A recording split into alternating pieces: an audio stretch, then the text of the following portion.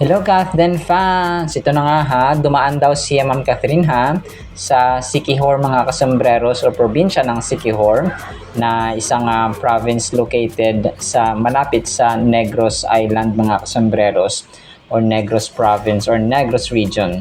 So kung naalala nyo kasi kahapon, yung ating vlog po na kung saan ay yung Instagram story ni Ma'am Catherine, nasa kakahuyan siya no, dumaan. So ito yung comment doon mga kasambreros ng isang Kathleen fan no, na sabi ni Edison Tangkay, Catherine Bernardo, I heard just have business in Siquijor, you procedure or you stop. So parang ganun. So parang dumaan siya doon mga kasambreros for a stop, kung kaya hindi nga siya kasama doon sa ano rin. Kasi nagkasabay yung LA trip ni na Mami Min at saka ni Kath mga kasambreros. So dito ay kailangan ko pa ng proof, pero nga no, minsan tama rin yung mga fans mga kasambreros na naririnig nila. So tawag dito, tayo po ay maghanap pa ng ebidensya, pero kung wala tayong mahanap ay as is na lang mga kasambreros. Pero malamang ay dito na si Sir Alden, si Ma'am Catherine mga kasambreros. Ay nagsabi na pumunta agad daw si Sir Alden sa bahay ni Ma'am Catherine. So tayo po ay Team Panatag, nagpapasalamat, pero wala akong ebidensya na may pakita mga kasambreros more than dun sa may narinig nating video mga kasambreros. Pero kung yun man ay totoo, tayo po ay nagpapasalamat mga kasambreros. Pero sa nakikita ko, super busy no si Sir Alden mga kasambreros. And yung dinner date nila kagabi, baka ito rin yung reason kung bakit nag-dinner date ang Fulkerson family mga kasambreros. So ito kasi yung shinare ni Sir Alden sa kanyang Instagram story bago lang, no, tawag dito mga pagkain at mga foods mga kasambreros. Tapos wala siyang yung kamay lang niya yung nakita dito mga kasambreros. So nakita ko rin dito yung mga foods din no, parang related, at saka kahawig dun sa shinare ni ni Ma'am Catherine no, nasa Australia pa siya. Pero kung kasama dito si Ma'am Catherine sa kanilang dinner date, kasi nga sinalubong ni Mr. Fulkerson si Mrs. Fulkerson mula sa kanyang biyahe o mula sa kanyang bakasyon, ay we're so glad and thankful mga kasambreros. So nag-share si Sir Alden ng mga na mga menu or mga pagkain dito mga kasambreros. Actually this is also Instagram story din ni Riza, tapos shinare din ni Sir Alden sa kanyang Instagram account. So mostly parang Japanese restaurant ito or Korean restaurant, which is mahilig din si Ma'am Catherine mga kasambreros sa mga Japanese food or Korean food mga kasambreros, lalong-lalo na yung mga maanghang mga kasambreros no. So low-key lang talaga ang Kathleen mga kasambreros, so hayaan na natin. And then ito, party ng Instagram story no, ni Sir Alden, itong kanyang video na shinare kanina mga kasambreros. So siya sabi niya dito sa kanyang caption, why do you train so hard? Tapos yung nagbabike-bike nga mga kasambreros. And sabi pa sa kanyang caption, to prove I'm not who I used to be. So parang may pagbabago mga kasambreros no.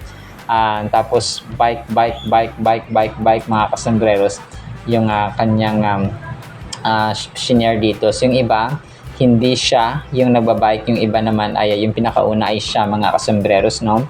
Tapos bike no, another picture, set of pictures ito mga kasambreros ha, nung kanilang bisikleta kanina. So medyo hindi na umuulan no. If I'm not mistaken, this is somewhere in Makati. Kasi sa Laguna, parang hindi yata siya. Umuwi siya sa Laguna Kung nakauwi siya kagabi sa Laguna, kasi nag-dinner date ang magkapatid, no, ang Fulkerson family mga kasambreros. Tapos bumalik ulit siya sa Makati. So pwedeng ito mga kasambreros no. So ito ay picture pa no ni kasama rin si Shintaro Valdez mga kasambreros, si Nigel or Nigel Young, tapos of course no si Sir Alden Richards mga kasambreros. So parang nagkonting konting stop by, kape-kape, tapos may kanya-kanya silang mga tumbler mga kasambreros or inumin. So, kape-kape. Na-miss ko tuloy yung yung tao dito pagka, kunwari, nag-walking kayo or jogging sa umaga, tapos pagkatapos ng isa McDo. So, hindi ko na yung nagagawa mga kasmeros kasi taong bahay naman talaga ako ngayon na nag-aalaga ng aking mga pasyente dito, no? Tsaka nag-vlog of course, at tsaka trivia, kaalaman, and so on mga kasmeros. Tapos, yun. And then ito, sinare na isang admin, no? Si Ma'am Katrina, parang behind the scene ito ng Lancome na perfume mga kasembreros, na kung saan ay si Ma'am Katrina ang brand endorser. Pero alam ko matagal na ito mga kasembreros, no? Na-repost lang po ng isang admin. Sobrang ganda ni Ma'am Katrina dito, no? Sa kanyang kulay pink na outfit mga kasembreros, at saka inaayusan siya. So bagay na bagay kay Queen Catherine mga kasembreros. And then ito, last item natin ay ang kulit ng Catherine, no? Pinost na isang admin. So, repost lang din ito, ha? Ang kwela-kwela at saka ang kulit talaga ni Ma'am Catherine. So, minsan na nilalaro niya yung camera. Kahit na 2019 pa yata yun yung promo nila ng Hello Love Goodbye. Ayan, nilalaro niya talaga yung camera mga kasombrero. So, talagang nature na ni Ma'am Catherine, no? Yung minsan childish siya. Tapos ngayon ay medyo mature na siya mga kasembreros kasi nga habang nagkakaedad at saka dito yung mga goals, mga ugali, behaviors and so on mga kasembreros ay nag-iiba rin po. Yun yung sabi niya sa kay Tito Boy na kung kinausap mo yung Catherine 5 years or 6 years ago ay iba na yung sagot at saka iba yung experience kung ikukumpara mo sa 29 years old na Catherine ngayon. No? Yun yung sabi niya nung interview nga niya mga kasembreros kay Tito Boy sa kasagsagan ng promo ng Hello Love Again mga kasembreros. So actually the receipts sa ating Catherine items. And again, no, sa mga biktima po ng baha, biktima po ng bagyo, ng calamity, mag-ingat po tayo. We're praying for you po. Safety at saka nakita naman natin na gumagalaw ang ating, may mga taong gumagalaw, no, yung government officials natin na tumutulong po sa mga biktima po ng calamity, no. Talagang we are praying talaga na na masolusyonan na yung long term ba na solution sa baha mga kasembreros kasi madami na may nakita ko doon namatay kanina dahil sa kuryente na parang yung tao dito yung kuryente ay kasi yun pag sa tubig tapos poste for example ng kuryente talagang dadalo din yung current, so yun namatay siya mga kasembreros siguro sa electric shock. So nakakalungkot pero yun po na nangyayari. Talagang ingat-ingat, doble ingat, triple ingat po tayo mga kasembreros and mga Cathinatics. Alright, sinasya sa ating Cathin items ha. Nawa po ay pakinggan po natin ang Word of God. Again, today is July 24, 2025, Thursday na po. Blessed evening po sa bawat isa and maraming salamat po sa mga sumusubaybay parati sa ating updates at saka sa YouTube channel Kasombreros. At para po sa ating Word of God ay sobrang ganda po nito mga Kasombreros. Ang title, Love as Brothers. 1 Peter 3 verses 8 to 9. Finally, Apostle Peter speaking, all of you be one of mind, having compassion for one another. Love as brothers, be tender-hearted, be courteous, not returning evil for evil or reviling for reviling, but on the contrary, blessing, knowing that you are called to this, that you may inherit a blessing. Napakaganda nito mga kasembreros.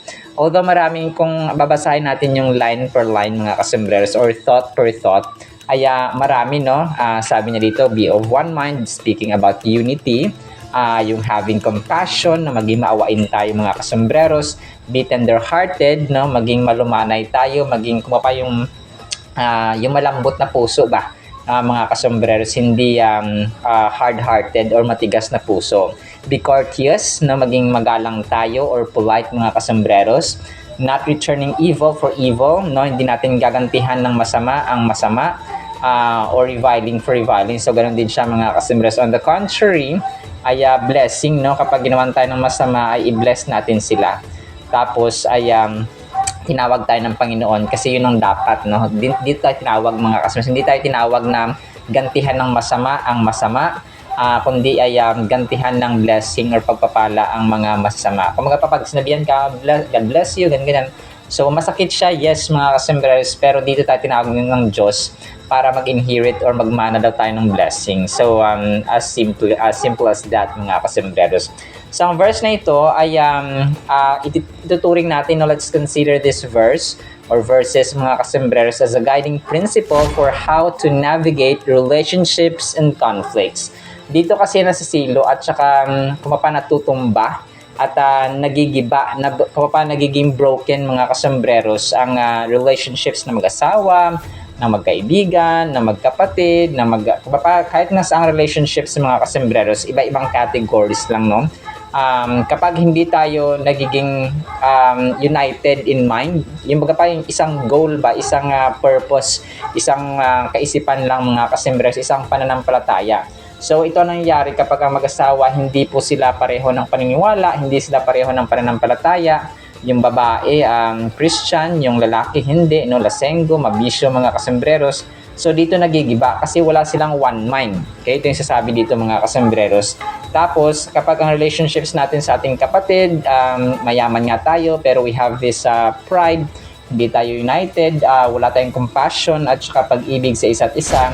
Dito rin po kung paano nag-uugat yung conflict about envy, inggit, payabangan, pride, and so on mga kasembreros. Instead of focusing on seeking revenge or holding on to grudges, yung mapuot, no, it encourages us to prioritize unity, no, kagaya na mention natin, compassion at saka pagpapala sa iba or blessing others. But what does this mean in practical terms? It means choosing to let go of the desire for retaliation and choosing instead to foster understanding. So yung mga yung paghihiganti, tanggalin natin yun mga kasembreros, yung mga puot, instead empathy, no? Talagang we have to put ourselves in the shoes of others, especially kapag mga kapatid lang natin mga kasembreros. And ang pinaka-highlight talaga dito yung we have to love each other as brothers mga kasembreros. So ito po ay generic term, no, ng brethren. Kung brothers mga kasembreros, ibig sabihin hindi lang ibig sabihin na kapwa mo lang na yung kapatid mo lalaki or kapatiran mo sa church na babae. So generic term na po ito, no, na brethren mga kasembreros. So love as brothers. So definitely set aside natin yung mga romantic na love mga kasembreros kasi ibang usapan po yun. Think about a time when you were hurt or wronged by someone. Sino bang nasaktan sa atin dito ng ating kapatid, asawa, kaibigan, or kahit mga followers, mga kasembreros, or kapitbahay? How did it feel to hold on to that anger or desire for revenge?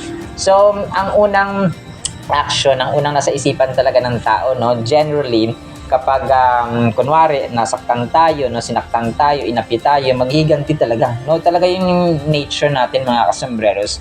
Wala talagang takas dito kahit na mga normal na lalo yung mga normal na tao mga kasembreros. Talagang revenge talaga, no? Walang brotherly love mga kasembreros kasi nga inapi sila, no? Inoppress sila mga kasembreros. Now imagine a different scenario where you choose to show compassion and extend a blessing to that person instead. Sa mundo kasi ngayon, no, talagang ayaw nila na magpakamartir ka. Oy, wag ka magpakamartir, hindi na uso yan. So ganyan yung terms ng mga tao. Pero ang kasabihan at ang katotohanan na ito at saka sinasabi ng Panginoon ay taliwas sa sinasabi ng mundo mga kasembreros. Imbis na maghiganti, ay pagpalain mo sila, no, bless them instead. How might that have changed the dynamics of the situation? May iba talaga yung situation. Kasi halimbawa, may nakita akong video na may isang tatay yata yun, tapos nabangga ng isang truck yata yung kanyang anak mga kasembreros. So, dun sa lamay, in-interview yung tatay, no, ng namatay na bata. Tapos, pinatawad niya agad-agad yung nakasagasa dun sa kanyang anak mga kasembreros. And very unusual yung ganun na, kasi talagang ngayon, sasampahan ng kaso, ipapakulong yung So, talagang nag-iiba yung scenario, nag-iiba yung mood ng atmosphere mga kasembreros, ang ikot ng panahon, ng takbo ng panahon, ang iniisip ng magkabilang kampo kapag ganun na, grabe to parang unusual na, kasi sabi ng tatay na hindi naman niya sinasadya, walang may gusto na nangyari. So, bihirang-bihira. So, siguro Christian po yung tatay na iyon mga kasembreros, na panood ko lang po sa Facebook video. It challenges us to rise above our base instincts and instead strive for a higher standard of love and grace in our interactions with others. So ito yung sasabi natin na we are making a difference. No? Gumagawa ng kakaiba ang mga anak ng Diyos, ang mga Kristiyano at may tunay na pananampalataya sa Panginoon, mga kasambreros. Kasi ang tumatakbo sa mundo ay kapag sinaktan ka, saktan mo rin. No? Kapag inapi ka, ay maghiganti ka. So ganun ang pattern ng mundong ito. Yung tumatakbo, majority mga kasambreros, ay yun po no yung tumatakbongin. Pero ang ating Panginoon ay tinuturuan tayo na maging maibigin tayo, na ituring natin sila mga kapatid, mga kasambreros. So iba naman talaga yung masama talaga, as in masama. Kasi may mga instances na nakasakit sila ng kapwa-tao pero hindi nila sinasadya. Meron naman talaga na masama talaga sila, mga addict for example. So kailangan sampulan kasi baka makapanakit pa ng ibang tao. So ganun mga kasambreros. So case to case basis mga kasambreros. Pero in general, ay ituring natin sila mga kapatid, mga kasambreros, lalong-lalo na po sa ating pamilya. So let's consider unity, love, no, yung peace, yung kindness, mga kasambreros, yung compassion, yung awa, empathy, na kung ako ba nasa lugar niya, ano bang gagawin ko, ano bang gagawin niya, ganun mga kasambreros, no? Minsan sabi mga, wala kang pakialam tong kapatid ko na to, bakit ako maggaganyan? So, siya yung una nakapanakit, siya yung una siya yung una maghingi ng tawad, yung ganun. So, may mga ganun talaga. So, that's what we call hard-heartedness, mga kasambreros. Ang tinuturo ni Lord dito ay tender-heartedness, no? Pero ang goal natin dito ay talaga magturo, no? Nasa atin na po yun kung i-apply natin o hindi. Sharing the truth in love and humility naman po, mga kasambreros. Furthermore, demonstrating kindness and empathy even in challenging situations helps build stronger relationships and promotes a sense of togetherness. So, tayo rin kasi magbe-benefit. Imaginein mo kapag ikaw mapagpatawad, tapos yung nanay mo mapagpatawad, kapatid mo mapagpatawad, magulang mo mapagpatawad, tapos binubuo kayo ng mapagpatawad na family at saka maibigin sa bawat isa. So, come to think the benefits, no? Yung advantages, mga kasambreros, na kapag magplano ang isa, susuportahan ng isa, no? Kapag ang plano ng isa, susuportahan ng isa. So, there will be unity. Kapag united ang pamilya, mga kasos, mas marami silang ma-achieve na goal. So, come to think of that, no? Hindi lang minsan, dapat iset aside natin yung pride natin. Instead, let's love one another, be humble, be kind, be compassionate, be merciful, mga kasambreros. Kasi tayo rin naman bilang pamilya, family is family after all. No? Ganun, mga kasambreros, ang kasabihan na axiom siya or adage or kasabihan na totoo, no? At saka applicable, relevant, mga kasambreros. Even in the ages to come. So, napakaganda po, mga kasambreros, actually ng word na ito. So, dito, mahalin natin bilang mga kapatid ng ating magulang, ang ating kapatid, no? In general na po ito. So, ibig sabihin, parang ituring mo silang kapatid na yung level ng love ba. So, ganun, mga kasambreros. Kasi relevant talaga ito sa pamilya, sa opisina, no? Iba namang level, mga kasambreros, of course, no? Sa mga trabaho at saka sa field of endeavors natin. Pero yun po, no, talagang let's love one another as brothers and sisters. Alright, so yan lamang po sa ating Word of God. Nawa po ipagpalain po tayo ng pag-ibig, pananampalataya, kindness pa, mga kasambreros, humility, empathy, compassion, no, tender-heartedness, courtesy, mga kasambreros, not paying evil for evil, but paying evil for good and blessing. In Jesus' mighty, holy, sweet, magnificent name of our Lord Jesus Christ. Amen and amen. See you sa next segment, mga kasambreros, and paalam po. I love you.